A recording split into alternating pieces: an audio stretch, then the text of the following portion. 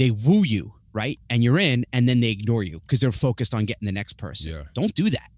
It's so much easier to keep people and keep them happy than to go out and try to find new people. Yeah. It's the reason why now when we're going to launch a podcast, launch this stuff, I could reach out to guys like you, people I go back with all these years, and you're going to say yes because I've never steered you wrong. Right. Right. And it's still a relationship business, and just treat everyone well. Even the haters. Love the haters.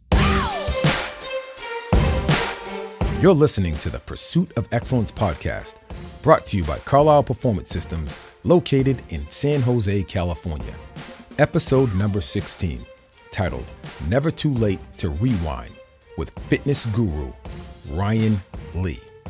Before we get into the podcast, I have a special announcement. Carlisle Performance Systems has opened its doors in the Silicon Valley area for middle school, high school, college, and pro athletes. In addition, we run fitness classes for the general public, and we also specialize in personal training for business executives. Now, on to Ryan Lee. Ryan is the founder of Rewind, and while he's got the 22-plus year health and fitness background, master's degree in exercise physiology, he's created the world's fastest workout video, yada yada. He's obsessed with living a good life, which includes helping thousands of customers achieve their goals and spending as much time as humanly possible with his wife and 4 kids. He's a personal friend of mine. He has created the world's first super bar titled Rewind. We talk about his journey, the highs, the lows, the inspiration behind Rewind, and he even gives a couple internet marketing tips at the end of the podcast. Stay tuned. You're going to enjoy the show.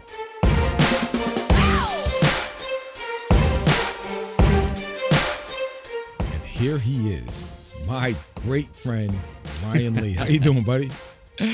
My man. You know what's funny, Dwayne, is that I've done so many podcast interviews, and I'm sure you have too. And people say, oh, my friend, my good friend. But you and I go back. I was thinking about it right before this started. Almost 20 years. I mean, we've known each other since like 98, 99, right? Yes. It's been a long time. Yes. And when I used to speak at events, I've stayed at your house, met your family since the boys were young. When we used to speak at Perform Better, we shared the hotel rooms. Yep. I mean, we've known each other we go back a lot. So I'm really excited. This is going to be fun. Hey, I'll tell a quick story. We'll start off with a little quick story. When we were in Orlando, I'm not going to go that story, but when we were in Orlando. No. We're not going to go that one. I know that one. We're not doing that one. Yeah, not that one.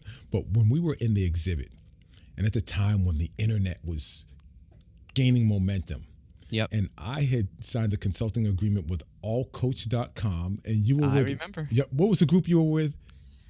I had just been bought out by a company called E-Teams. Yes. E-Teams. Yes. E-Teams. And there we were in Orlando at the exhibit, and we're looking at each other, and everybody, you know how competitors can be. Uh-huh. And I remember we were sizing each other up. And, oh, yeah. And then after chatting it up a little bit, we were like, oh, wow, we really connect. And it's been an awesome friendship ever since. Yeah, that was at the NSCA National Conference, and it was like within immediate, we're like, all right, we're going to be friends. Yeah. And like we almost like kind of just teamed up. We're like, all right, the companies are cool, but let's just, and we just, since then, it was like an instant, we were just on the same page from the start. And little did I know that at the time, you would turn into the internet marketing online guru. I'm not surprised, but I remember at that time, you launched sportspecific.com. And here's what a lot of people don't know.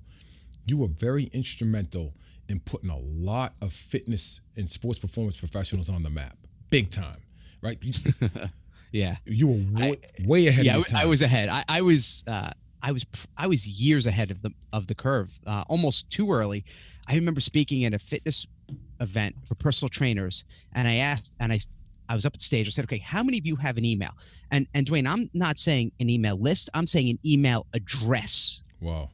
And half of them didn't even raise their hand. Half of the people at that time didn't even have an email address.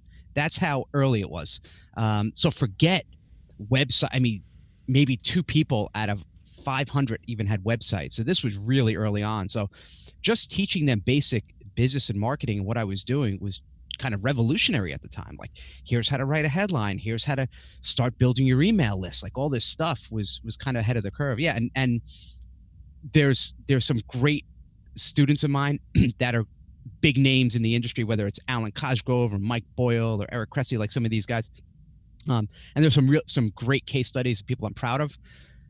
And there are also some that I'm not so proud. Like, they took my stuff and twisted it and didn't really care about providing value and creating good products. And it was all about making money for them. And that stuff kind of tears at me a little bit. But yes, it's been a fun ride of lots of ups, lots of downs, twists and turns, just like entrepreneurship. Right. And my personal experience with collaborating on you was nothing short of phenomenal. You talk about building residual income. Mm-hmm. Let's talk Strength Coach MBA.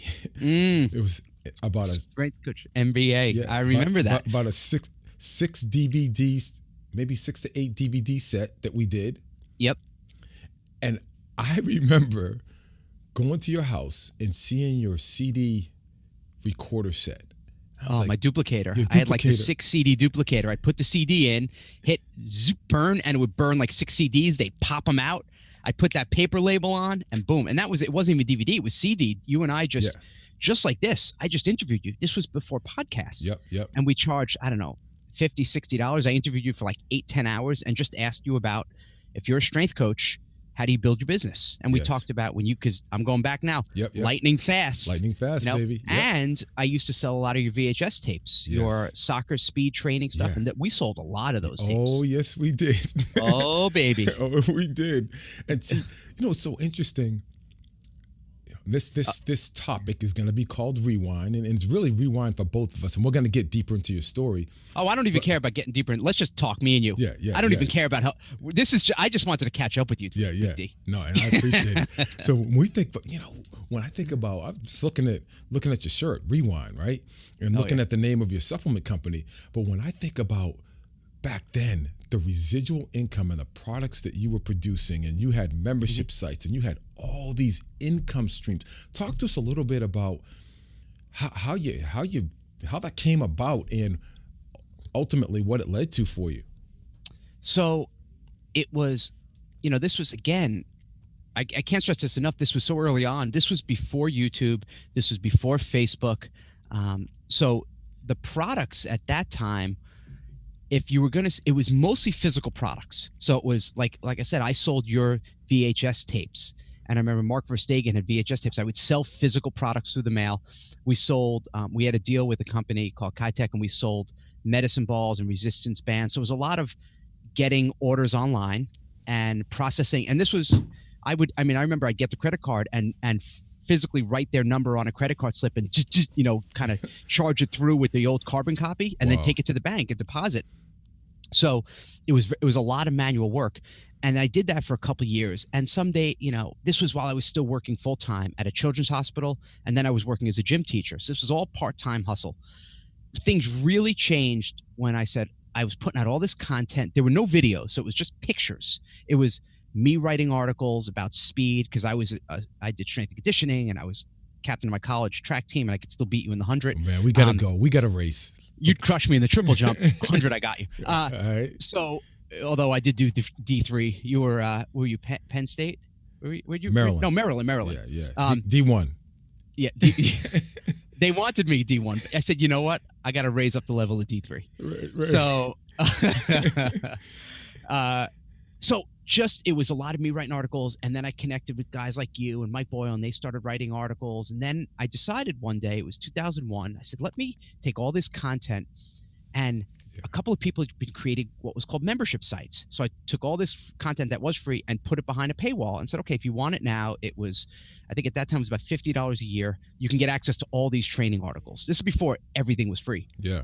And I did that, and it was all digital. So I'm like, wow, I don't have to ship anything out. And that's when things changed. That's when all of a sudden the income went through the roof. There was this recurring revenue, because when people were up for the year, they would rebill and they would come back in. And it was almost all profit, because there was no cost of VHS tapes, and especially those people like you were producing. So I think we would do like a 50-50 split. If I would sell them for $30, you'd get 15 and I get 15. Yeah.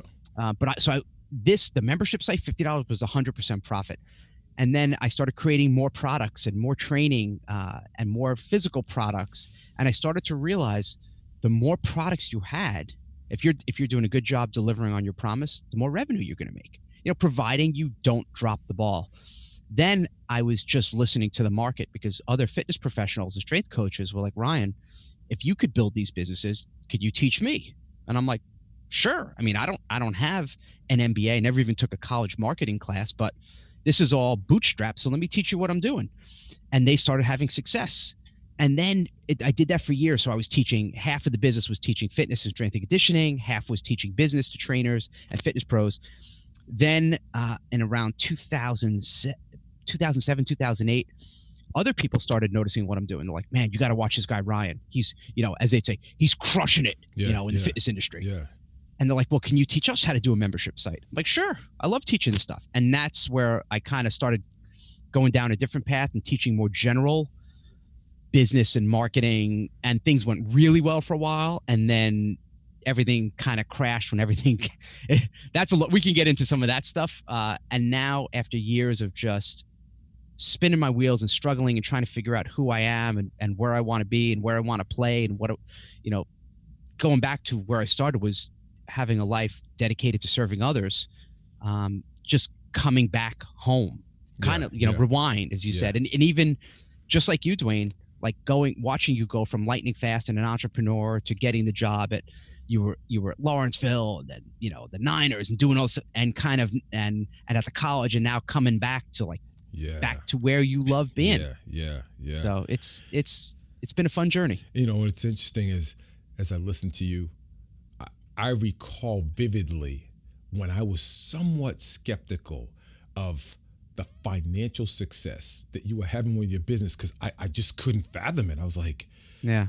And not that you were bragging, but we were at your house one day, and I remember you pulled out this credit card statement, and you were trying to talk to me about doing a certification. You kept pushing that, and this is back in the day. I was pushing you for a decade. I know, and I still haven't done one, and obviously that's okay. You're where you're meant to be. Yeah, exactly. And I just remember seeing some big numbers that you were generating per month, and you kind of glossed over it, but I remember you shifting. You shifted and you kind of pivoted from, you expanded from just working with health and fitness professionals to now becoming this internet kind of online marketing guru, where you were working with. That's when I couldn't reach out to my boy. I was hurt a little bit. I just want to share that with you, but you were everywhere. So tell us a little bit about that experience when you were out there with the masses. I was in the fitness industry for a long time, and I loved it, but I didn't like, and I don't know if I started getting bored. I also didn't like where the industry was going, and you and I would talk about this all the time. We used to speak on the phone all the time, Dwayne. Yep. So I didn't like where it was going, and a lot of guys teaching marketing I didn't like. It was just getting shady. It was starting to get competitive. People were stealing my stuff. I'm like, you know what? I'm ready to try new things and expand this. And I still look, I never want to look back and regret anything I've done, because things happen for a reason. But there are times when I almost second guess. I'm like, man, if I could have just stayed and just keep doing what I'm doing and trying to do things the right way. Yeah.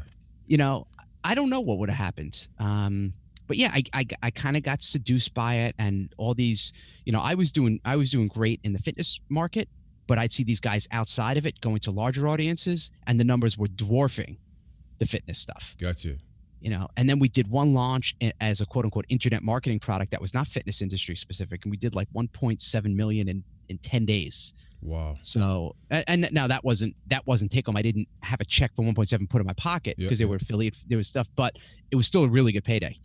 And I was kind of like seduced, but if I could kind of trace back to where I started going down the wrong path, that was it. Then I started speaking at these events.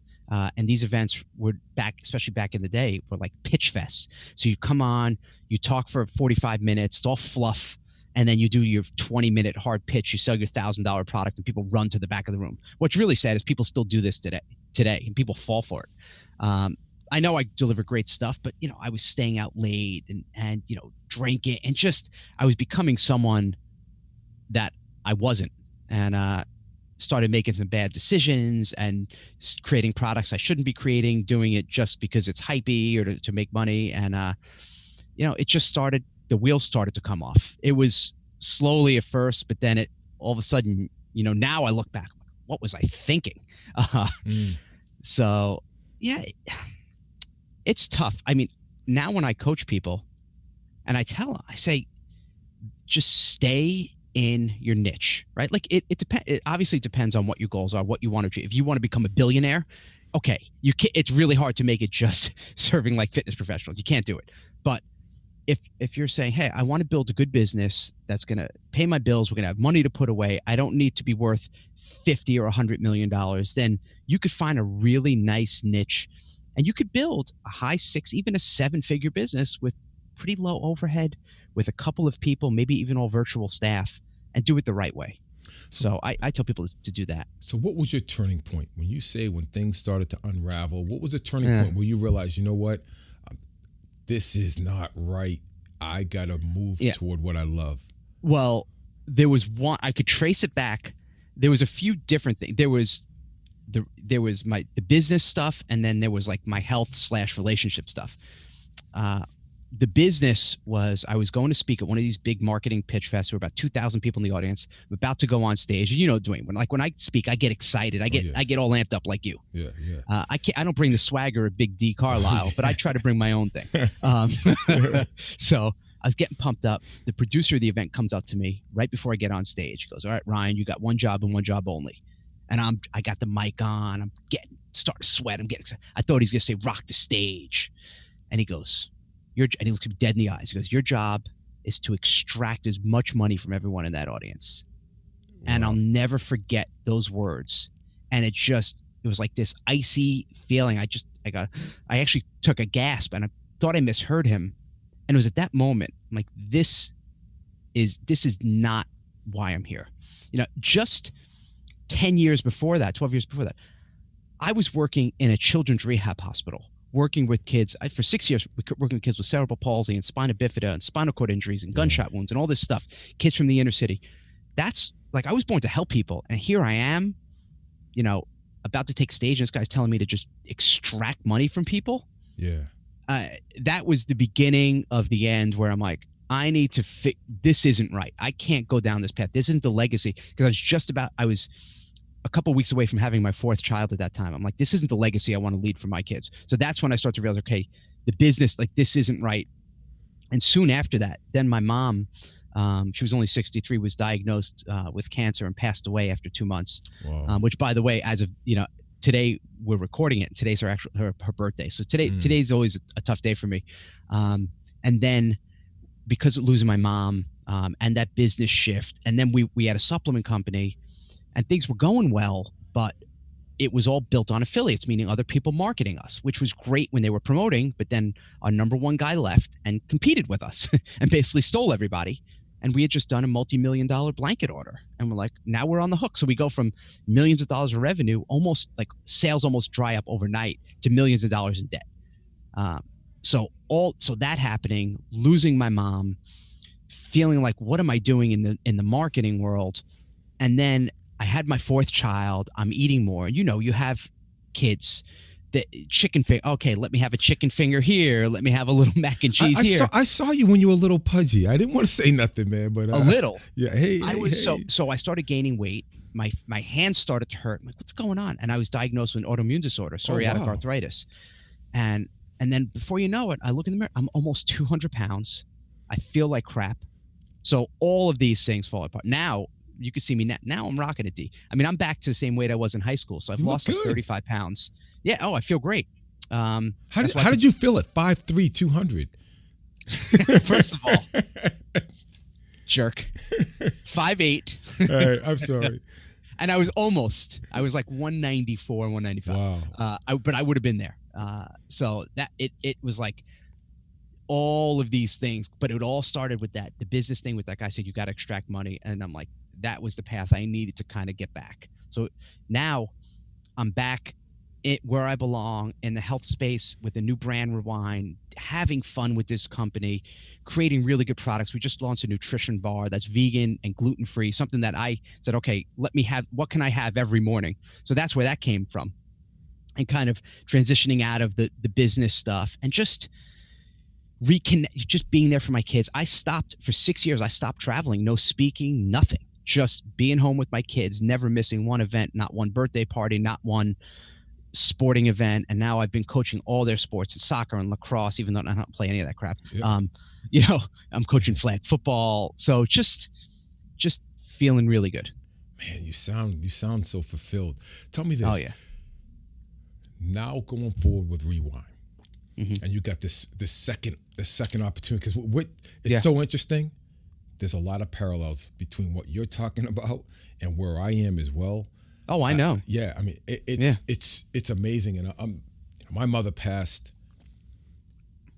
2013, so I'm hearing you. And it's I'm resonating with everything that you're saying.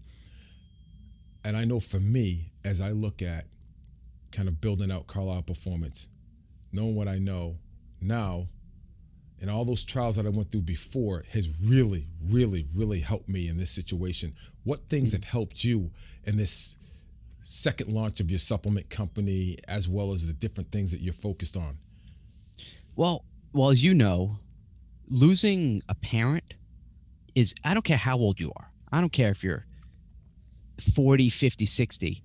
It's traumatic, especially if you're close with your parent. And losing your mom, man, that was like, that reset everything, right? Then it's like it puts everything in perspective, because it's almost like nothing else really matters anymore, right? Like all the other stuff. Yeah. Okay, I did a product that didn't sell well. So what? I did a Facebook post. It only got 6 likes. So what? So just refocusing, because my mom, her entire life, her entire legacy was one word. It was family. That was it. That was her be all end all. And you've been with my family. I've been with yours. You're the same way. Family is my life. It's why I live and breathe. So coming back and refocusing on them and building the business back again around my family, and happiness and just enjoying life, because it goes fast. Yeah. It's just, running it through that filter of, is this bringing me closer to my goal or further away from my goal? It never really has been about the money. The money was always fun. It was like a game, but it was never about that. So being able to build a business that I love and being able to spend more time with my family is everything. Yeah, it's interesting as you look out in the fitness world and how it's changed. You have a lot of Instagram stars. You see the people and they're projecting whatever they want to project. You could be whoever you want to be on the internet, right? Yeah. Whoever you want to be. This is I want to be a star today. So everyone can have their own little mini reality shows. But what I've come to learn, and this kind of is where I'm right here with you. I'm right here. Family is so important, because you're never gonna have those moments back. Like, I coached all these kids, just say at Purdue, while Amir was at Notre Dame. I saw him play live 5 times, and twice was against Purdue, which was not a very enjoyable experience, right? You're on the other sideline. I couldn't imagine. Yeah, you're on the other sideline, and everyone's looking at you. If your kid makes a play, like, what's his reaction going to be? I'm like, you just feel every eyeball burning on the back of your head, right? So, secret under your breath, you're like, go Amir, go Amir. Yeah, right? I'm his pops. I was rooting for, I would, whenever I could, and I never watched college football. Anytime like Notre Dame would be on, I would try to watch to see if I could see Amir. Yeah. So I'm like, I know him. Yeah. Right? When he's a little wet behind the ears kid. I know. And so for me, the young one, I'm training him. He's homeschooled. I get an opportunity to train him. And by the way, his 100 time is a little faster than yours. And we got to drop it this year. What's his 100 now? Well, he ran 11:01 last year. I know he ran 10:90 and change, right? 10:90 and change, fully automatic? Yeah. No, I'm saying, what did you run?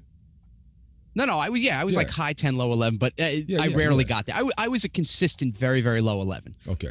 Our 4x1, we did a 41.8. Okay. I was rocking. All right. That's nice. Not bad. That's nice. That's nice.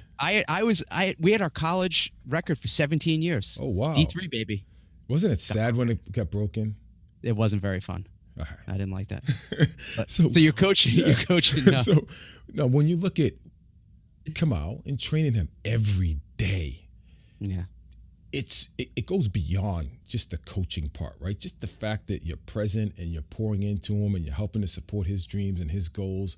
I could only imagine now with you coaching your kids, having that opportunity and building, like you said, building your brand around your family. Tell us about how rewarding that is.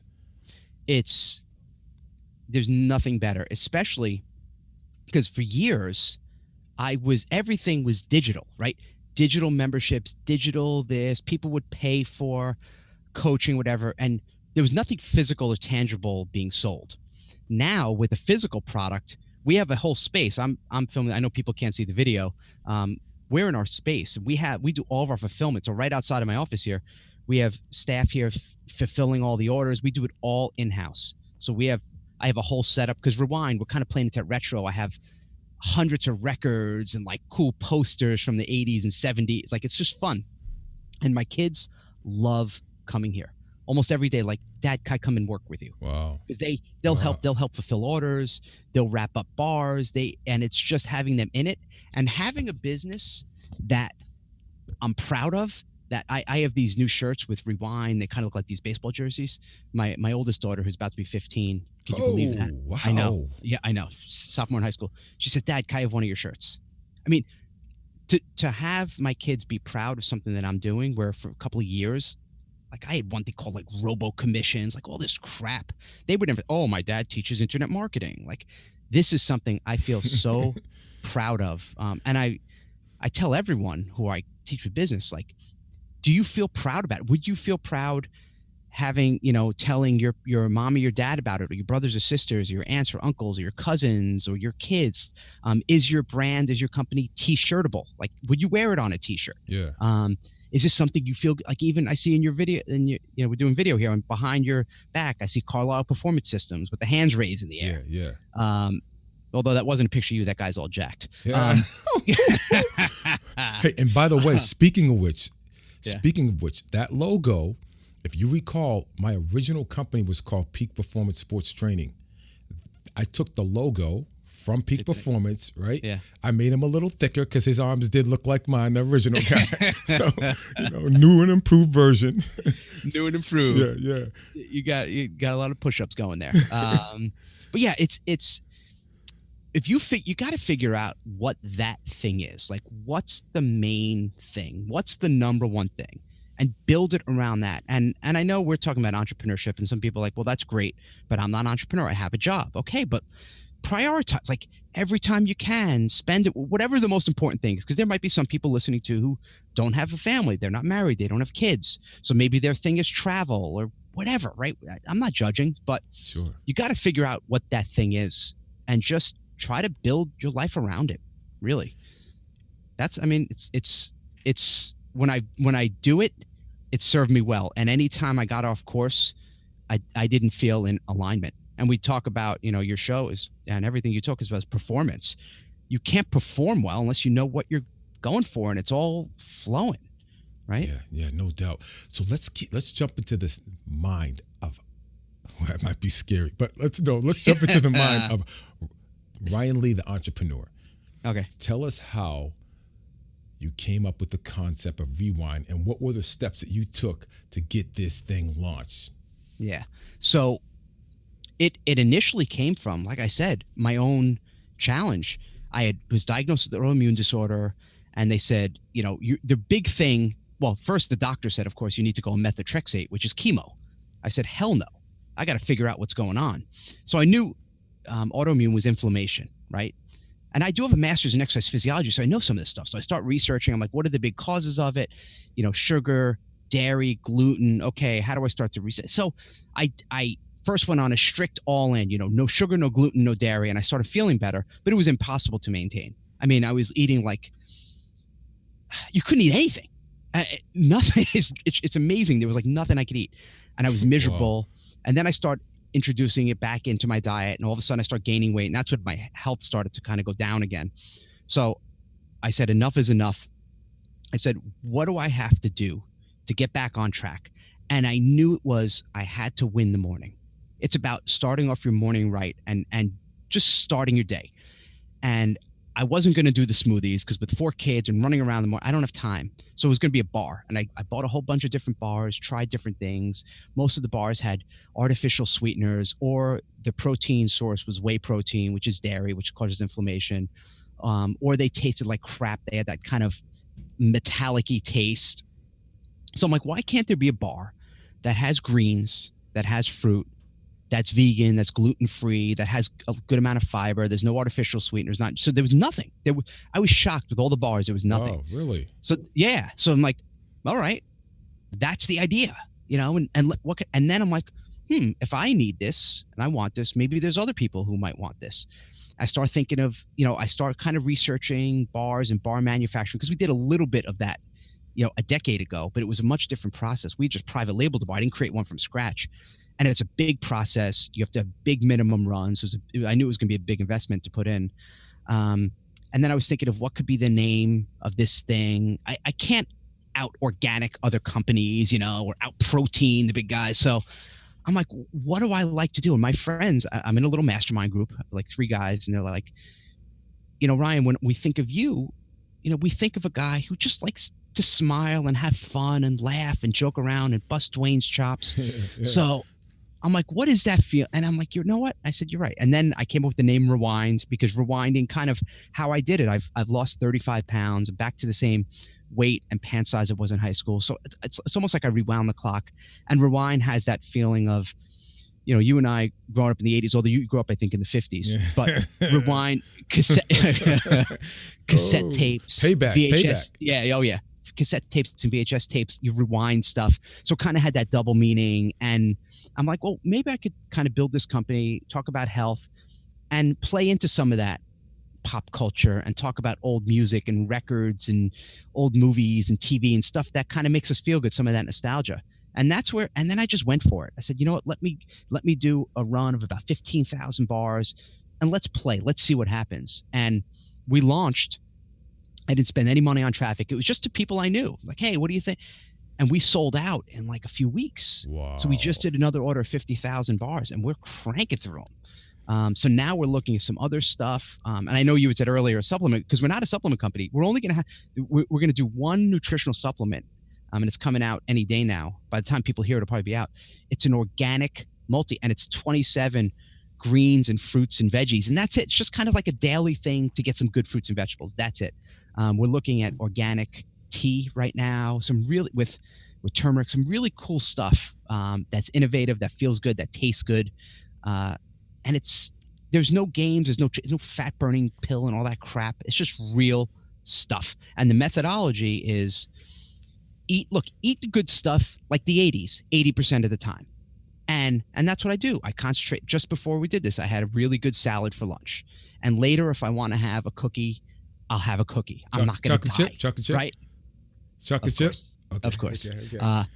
There's nothing better than a warm, soft chocolate chip cookie. What's yours? What's your my 2, chocolate chip with milk or warmed up apple pie with milk. Oh, that's it. Oh my God! Now, do you like the regular apple pie, or do you like the apple pie with the crumb on top like that? So the regular, but regular, I will have that apple crumb. Yeah, that stuff is good. Coffee cake too, I love. But I don't go crazy. I mean, I remember at the height of my weight, I used to eat M&Ms like a crackhead. Like I would sit every night. And I would get a little, and I'd fill this little bowl with like M&Ms and just shove them in my mouth. Unreal when I look back. Now, I'm not saying I can never have M&Ms again. Like if I go to the movies, I have to have a little bit of popcorn and M&Ms, but I don't go every day, and I don't go crazy on it. And that's just the thing. If you eat the good stuff like 80% of the time, that's fine. But there's some people that are so strict and they're like, oh, I've got to be keto and I can never have, oh my God, that thing has 1 gram of sugar. I'm going to die. And then you live like you're so stressed out, and it's just, that it's not sustainable. Now, it's just not sustainable. Speaking of the 80s, there was a song that came out. It was called the Midas Touch. And in the songs, I'm not going to sing on my own podcast, and no one will ever listen to the show again. But the words went, "You've got the Midas touch. Everything you touch turns to gold." And Ryan Lee, as long as I've known you, everything you touch turns to gold. What is it about Ryan Lee that can put something out there that could be successful, like where you got the Midas touch? Well, I appreciate that, but I've definitely had things that didn't work as well. I know that. I mean, I've had more hits than misses, but I've definitely had some misses. But I think the things that work, I start with a real problem. Like, I didn't sit around and say, how am I going to make $10 million, right? And then think about this plan. It was, so for Rewind, it was solving a problem. Like, we're busy, we don't know what to eat in the morning, have this really good bar. That was the problem I solved. So things that work like that, it's like, and then coming up with that good hook. How are you going to stand out? So if I just had a bar and it was just a regular bar, and let's say it was a protein bar and just had a little bit more protein, it's okay. So here's, if you kind of want to boil it down, I'm running around. Here's the difference, right? Okay.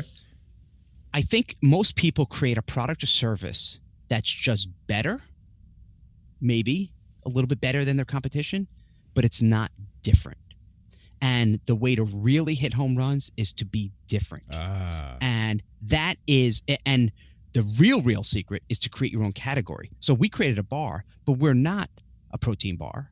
If they say, well, how are you different than, Quest? Well, we're not a protein bar. Well, how are you different than Kinds? Well, we're not a nut bar. Well, how are you different than Cliff? Well, we're not an energy bar. Well, what are you? We are a super bar. So we created our own category. Yeah, we have that trademark, the Rewind Super Bar. So we are a super bar. So we don't even play in their sandbox. We created our own category, and that's when the biggest wins happen. When you don't just try to be better, because everyone focuses on surveying, and if you only survey your customers, they're going to give you advice that makes things maybe a little bit better. Okay, well, this is great, but we have 4 more grams of protein. Well, who cares? It's just a little bit better. Right? If I asked my audience what they wanted, they would have said, "Can you make a bar that's like Quest, but it's non-GMO?" Okay, but now it's just a little bit better, but it's not different. The key is different, and then have fun with it. I think most people with their brands, their businesses, they're so serious, and they try to speak like a Fortune 500 company. When at the end of the day, especially if it's a direct-to-consumer product, just be transparent, be honest, be open, and just speak how people want to be spoken to. Yeah. Or that annoying, we severely apologize for any inconvenience that may have caused. Like, no one talks like that. Say, you know what? We screwed up, or you know what? I screwed up and I'm sorry. When was the last time a company said, "I'm sorry"? They don't say that. Yeah. Just be people are tired of fake. Just be real. Yeah. That's it. Be real. Be like Dwayne Carlisle. Performance systems, baby. Well, I'll tell you what. I remember back in the day when we had some of the products, and people would shoot emails to you that were for me, and you would direct those emails to me. And man, I would not get back to the people. And you would tell me, you would jump me, like, if there's one thing that Ryan Lee would get hot about, was not getting back to people. You did that all year. Oh man, you were famous for that. I was, and you would jump me. And you know what? When I look at that principle or tenet that you have, that's like the basis of business. It's a basis and core of having great relationships. How did that come about for you? I learned that from my dad. So when I was young, for 25 years, he owned a retail store, a yarn store. And I would spend some Saturdays and weekends with him. And he still is the friendliest guy in the world. And he is obsessed with customer service, obsessed. I saw they would come in. He knew every customer. It was, this was back in like the 70s. All the old ladies would come in. "Hey, Mrs. Jones, how are you?" "Oh, I knew you were going to come in today, so I reserved this special type of yarn for you." And they loved my dad, loved him. So I just knew that from a young age. I saw it. I'm like, he was my role model. And, here's the big tenet of your business, and it comes down to like a simple phrase, like the customer needs to know you've got their back. And most times they don't know it, or even if you do have their back, you don't tell them. You got to let them know, and then you have to show it. So a perfect example, real world tactical stuff. We're running some Facebook videos right now, some traffic, some ads.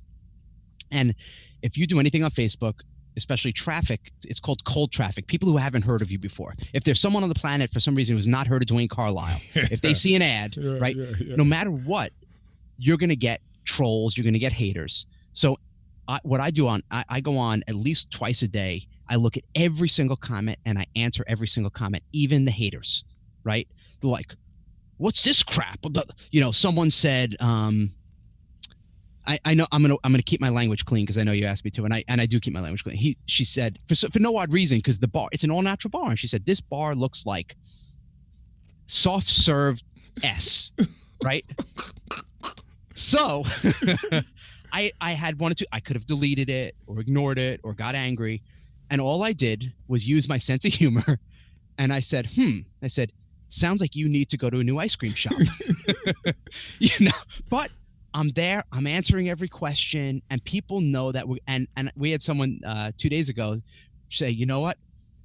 I ordered this product just because I love your comments. Like, now I'm trying it because they see we're there and we're transparent, and we know we've got their back. And there are some people like, well, I can't have it. It has too much. That's fine. Then this isn't for you. And that's another thing too. You have to know who your customers are, and you have to be willing to say, look, we're not right for you. Right? Like, we're not, if someone wants to hire you for personal training, and I'm sure there are people you've turned away in the past, like, look, I'm just not the right guy for you, and my prices are more premium. You're probably better off going to there's a local gym there, or a local, $10 a month, go there. And that's fine. But they must know you've got their back. That's like the core of any business. And so few people do that. We're obsessed with customer service here. Every single box, we write a handwritten note. We write their name on the box. People love it. Well, I know the conviction that you had when you would talk to me about getting back to people, and I'm sure that that's one of the reasons why you're successful in all the endeavors that you've pursued. I'm sure. I think it's definitely helped, because I still have people. I guess you could tell, because you and I have been in it for a long time, like how many bridges you've burned. And I don't really think I burned any over 20 years. Like, I'm always going to try to treat people right and do the right thing. And with customer service, get back to everyone who works for me, that's our thing. You got to get back to them as fast as humanly possible. And admit when you screw up too. But customer service, people think of it as like an extra expense. For the first 15 years, I didn't have anyone in marketing. Every one of my team was there.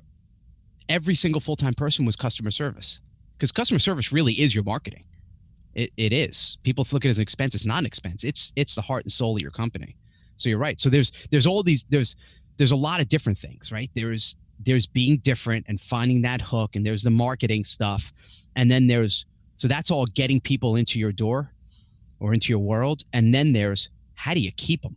It's one thing to get them, it's another to keep them. And most people don't keep them, because they get them in and then they ignore, they woo you, right? And you're in, and then they ignore you because they're focused on getting the next person. Don't do that. It's so much easier to keep people and keep them happy than to go out and try to find new people. It's the reason why now, when we're going to launch a podcast, launch this stuff, I could reach out to guys like you, people I go back with all these years, and you're going to say yes, because I've never steered you wrong. Right. And it's still a relationship business, and just treat everyone well. Even the haters. Love the haters. What's my girl's name? Tyra Banks spoke at Stanford, their School of Business, last summer. And a lady who I was training at Stanford organized the event. And I asked her, I said, what's the one thing that grabbed you about what Tanya Banks? Tyra Banks. Talk to me. Tanya Banks. Tanya Harding. What's the one thing that grabbed you? And she said, difference wins. Difference wins. And it's just what you said. Now, just tell us a little bit about why difference being different wins? There's so much competition in everything. There really is. And it's the only way to stand out.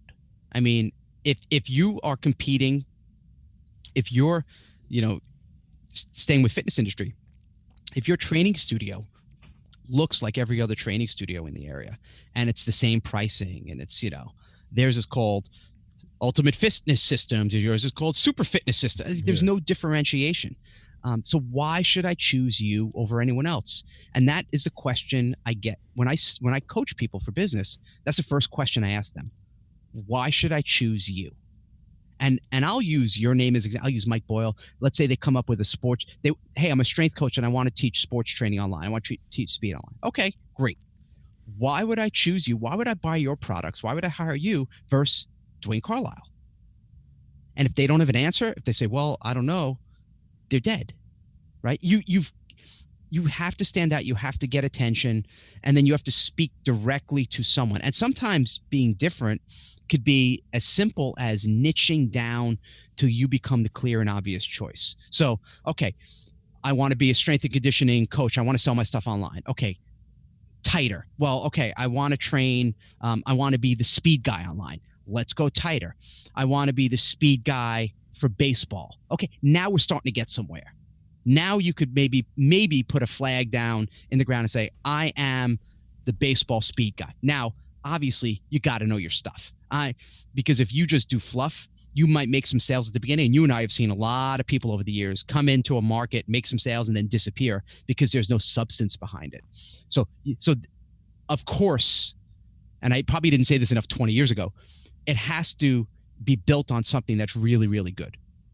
Because otherwise they don't stick around and it falls apart. It's not long term. So you could differentiate sometimes by narrowing till you become the clear and obvious choice. And maybe there's a couple of baseball speed guys. Okay, how are you different? How are you going to stand out?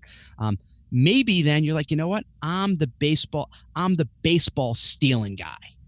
Yeah. If you want to steal bases, I'll teach you the technique and how to see the pitcher signals and how to steal and how to slide. Maybe you own that market. And if any coach or anyone is looking, hey, I want to have my kids get better with stolen bases, you become the clear and obvious choice because you're the only one doing it. Boy, I'll tell you what. We're getting deep, baby. We're getting deep. And on that note, I got this question for you. I've never asked you this. You are the email writing master. I've been on your list for years, and you're always in a coffee shop, right? I would imagine now you're at Rewind. No, I still do coffee shop in the morning. That's my writing space. Oh, so wait, so big right. Here's two questions there. Yeah, bring it up. So one, you really are at a coffee shop, and two, do you really write all those emails? Do you write your copy? Absolutely. I 100% every single morning I go to the coffee shop. I have a little latte. That's my treat. Okay. And I write my emails in real time. I write every single one of them, 100%, and have for years. I really do. See, I don't think people realize. So for those that don't know Ryan Lee has written more emails than you could possibly imagine. And he's unbelievably consistent. And he always starts in the coffee shop, right? You got a nice little format. I'm always drawn in. I'm like, sometimes I'm going, I'm not going to open this email. Then I end up opening the email. How do you draw people? Yeah, so just tell us, how do you draw people in like that? You got these great stories. You said the key right there, stories. And when most people do emails, here's where they screw up. First of all, maybe they have a good personality and their marketing is good and they have this kind of flow. So if your flow, Dwayne, is like a little bit more kind of, you always have like this kind of laid back, like I could just hang with Dwayne feel. But then what happens is, and I'm going to use you as an example, even though this isn't you, but so then you'd have this kind of flow. You get on email and all of a sudden your brain switches and you're like, all right, now it's time to market and sell. And then you start to sound like a copywriter.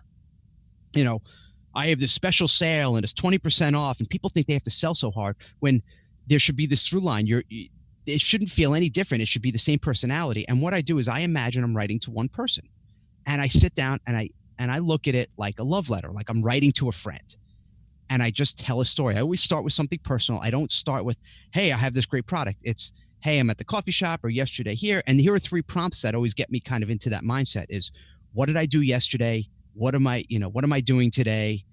And what am I doing tomorrow? So like this stuff. So let's kind of play for a sec. Okay. So what you do today so far? I trained 3 people in San Francisco this morning. Okay. Give me one person you just say their first name. I got to give you a fictitious name because I got a non. Give me a fake name. Give me a fake name. John. Okay, you trained John. What was John's goal? John's goal is to increase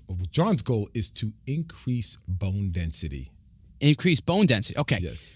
Now, so what I start to kind of put things together. Okay, you have to always start with the end in mind too. What's my call to action? So if you're sending an email, what action do you want people to take? I would like for them to inquire about my program. Ultimately, I'd like to get them as a client. But the step to get them as a client, they have to inquire. How do they inquire? Do they send you an email? Do they call you? What do they actually have to do? I would love for them to call me. Okay, so your call to action is let's talk, get on the phone. Do they have to apply, or you're going to give them your phone number in the email? We'll give them my phone number in the email. Okay, so now we start. So here's the call to action. You want to get them on the phone. Yep. Right. That's your call to action. Now we reverse engineer. Okay, what story can I tell to get them on the phone? So maybe this could be an interesting one. Each email can hit on different themes. So today is going to be bone density. Why would someone want to improve their bone density? So that when they get older, they are less susceptible to a break. Okay. So what you could do is you could say, hey, it's Dwayne, and I'm writing this from the gym, or I'm writing this on my way back from San Francisco. This morning I trained one of my favorite clients, John, and it's really interesting because most people come to me to lose weight, to improve performance, blah, blah, blah, blah. But John's different because he wants to improve bone mass. Why?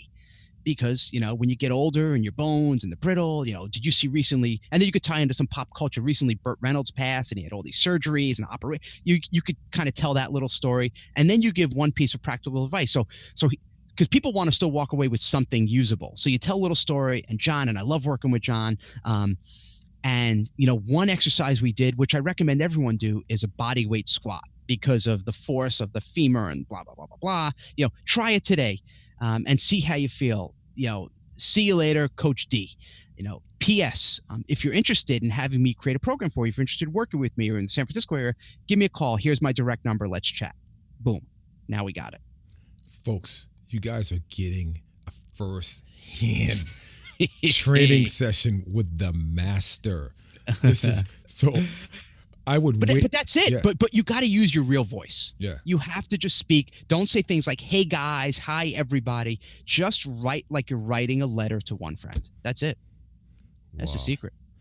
Now, how effective is video? You seem to be a copywriter as opposed to I like doing video too, though. You like video? Yeah. You also have to go with your strengths. Like if you don't love writing, and the idea of writing, you'd rather like jump off a building, or you're not good at it, and maybe you're better on video, then do more video. And maybe the email is just a little teaser to get them to the video. But I'll tell you what, doing this for a long time, sales happen in email. They do. You can get awareness in other places, but sales happen in email. That's just, and people, they don't email enough. You got to email good stuff, right? You can't just hit people over the head, buy my stuff. It's got to be good. It's got to be engaging. They have to look forward to it. If I don't write an email for a day, we get emails saying, hey, where's Ryan? Is he okay? Like, I haven't heard from him in a day. At minimum, absolute minimum, you should be emailing your list once a week. Wow. Minimum. Wow. Any less than that, you're in trouble. Tell me this. They forget about you. So there are people that use the copywriting style, like the story writing, the one that you just described. And then there's the newsletter style where people will put different types of events and announcements and so forth in their email. Yeah. Which one's more effective? Not even close. The personal story driven stuff in terms of relationships. Now you could have both. So you can have, and I'm always experimenting. We have 80% of the email story. And then at the end, we'll have a couple little columns. Hey, here's our events coming up. Hey, here are some products. But most of it, it's still the beginning. The meat of it is that story. Okay. Not even close. And everyone who's gone through my system who I've taught says, Ryan, I used to get like no opens and no response. Now I'll send an email and we'll get 50 replies saying, oh my God, I love your emails. it's transformative. Now give us a couple subject lines, because I know that's a big factor in people opening. Subject lines, the ones that work best are there's two things. Number one is curiosity. So, for example, here's what most people do using the thing we just did for you with the bone density. Here's how most people would write that subject line. One, improve bone density with a squat. Like that would be their subject. But you gave the whole thing away, so there's no reason for me to email to open it.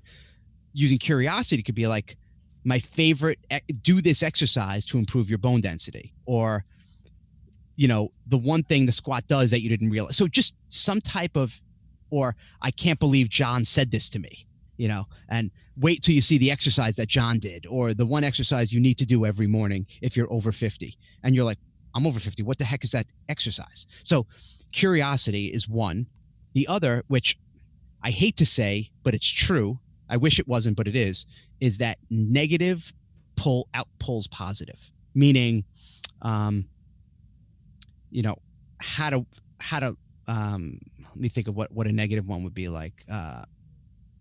Just something that's like, how to avoid this, or I hate this, or he died, like things that just aren't, as opposed to how to be a winner, how to be successful, how to be happy, or, how to be happy will lose every time to, she was so miserable, I can't believe it. Stuff like that. So curiosity and the negative stuff just still gets more opens. Wow. But it still has to relate to the subject. You can't say, she died, and then your email's like, hey, it's Coach Dwayne. Let's do some burpees. Yeah. I don't do burpees, by the way. But anyway. I know you don't. You're doing. What are you doing? What are you doing? Man, how do you look so young for someone who's 62? What do you do? What do I do? Well, I have this cream that I put on my face. And hey, well, look, this has been phenomenal. We'll bring this to a close. I have, given that we didn't even get into your other company, Freedom, and how you work with entrepreneurs. On Let's rewind. This is Rewind. I'm right? loving Rewind. Okay, so I have this last question, right? How do you get there? RewindToday.com. Was that the question? Oh, yeah. No, we're going there. No, yeah. We're going to get there. Rewind.com, folks. No, Rewind Today. Oh. You don't even know the URL. Oh, Rewind. And you want to be my spokesman. I know it now. Can I get a bar? I haven't got a bar yet, man. You got a credit card?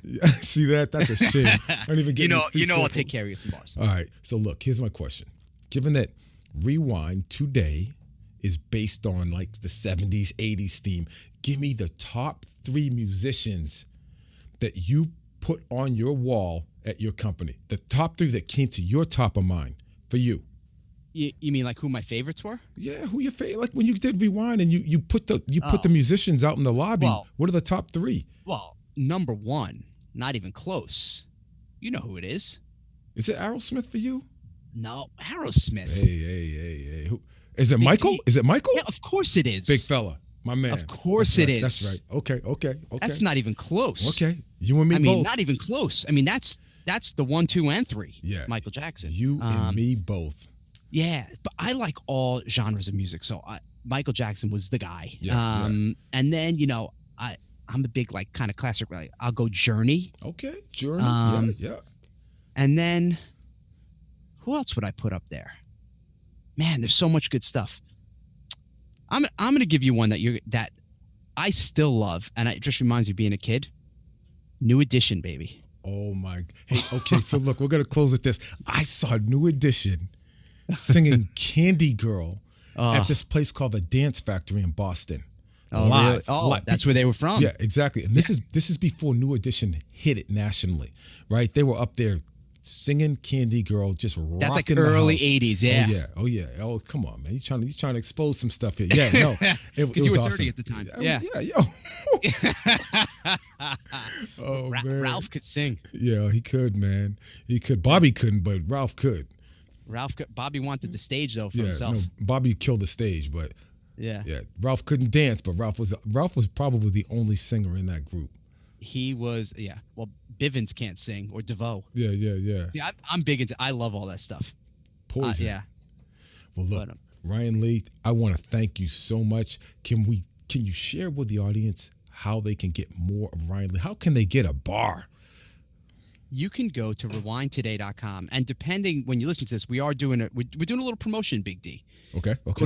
Go to free FREE Superbars, SUPERBARS, freesuperbars.com, and you get 3 bars for free. Oh, just nice. pay a few bucks for shipping. We ship them right out to you. 3 bars for free, so you get to try it yourself. See why everyone's raving. Free Superbars. People, you can see why Ryan Lee is the quintessential marketer. All right. I know when I launch a product, that's going to be my code. I'm going to call it free something. But I'm telling you, it's been a joy to have you on the show.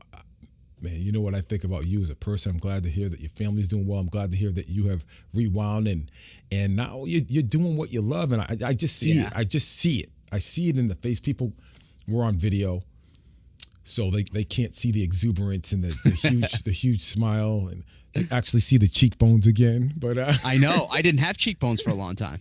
You couldn't see them.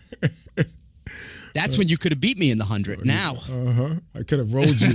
Like, yeah. So, do you mind if I roll while you run? I'll tell you who else wants to race me. You know Lewis Howes? No. He's a motivational. Me, you, and Lewis. No, see, he's like 6. Yeah. I didn't get deep into that world, man. I should have. You're doing your own thing. You're doing. Look, this was awesome. I could spend all day, talking to you. We do that every time we talk on the phone. We end up talking for an hour anyway. Yeah. But I'm so happy for you to be where you're just thriving. I love watching you and the podcast, and every time you're doing posts, you're getting so much love because you've given so much for so many years. And it's been so cool to watch, even though we don't get to see each other as much anymore. But that's what I love about something like Facebook, seeing you and your family and seeing your boys grow. Yeah. It is so like seeing a mirror, like from the little boy to a man to a father. Like it's awesome. I love seeing Granddaddy Carlisle now. What did they call you? She's only a week old. But what is she going to call you, like Grandpa Dwayne or Pop? I can't go with the granddad, but I could go. She calls me Pops or Pop. But you know what? At the end of the day, it's whatever she wants to call me. So if it's Granddaddy, then it'll be Granddaddy. I'll tell you what we call ours. Well, my kids call my dad Poppy. Okay. Poppy Bruce. Okay. And when I was a kid, I had Poppy Ben and Poppy Leo. Oh, okay. Maybe that's a Jewish thing. Well, you're an honorary member of the tribe anyway. All right. Well, thank you. You might be Poppy Dwayne. Ladies and gentlemen, we want to just thank you for everything. And thanks, D. We appreciate you. We'll end on that note. Boy, I love it. Ryan Lee sharing his heart. Ryan Lee coming forward and just talking about some of the challenges he had when he was on top of his game financially. He and I have a long history together, and I know that he had tremendous success in the internet marketing game, and it's awesome that he went within. They often say if you don't go within, you'll go without. He went within and found out what was most important to him, and now he's rewound the clock and gone back to his roots of fitness, helping people, fitness and health and so forth. I also like the fact that Ryan Lee was very transparent about some of the things that he encountered along the way, and some of the good, some of the bad, and the ugly. That's great. And we greatly appreciate him for sharing that and sharing his heart on the show. I like that he also gave us some tips about writing copy, which is something I struggle with myself. So hopefully you were able to grab those nuggets. If this didn't inspire you, I don't know what will. Lastly, I want to thank you for tuning into the show. As always, I'm very, very grateful and appreciative of any time you give up to listen to this podcast. Press subscribe on your chosen podcast player, iTunes, Stitcher, Spotify, whatever you use. It would be very, very helpful to us. We'd love to have that type of interaction. And as I always mention, you can find me on Instagram, Coach Dwayne Carlisle. I am doing weekly Instagram stories on training my 2 boys. It's hilarious. So check it out. You get some tips, hopefully, if you got kids, on how to train them so that you can keep your sanity. In the meantime and between time, make it a great day.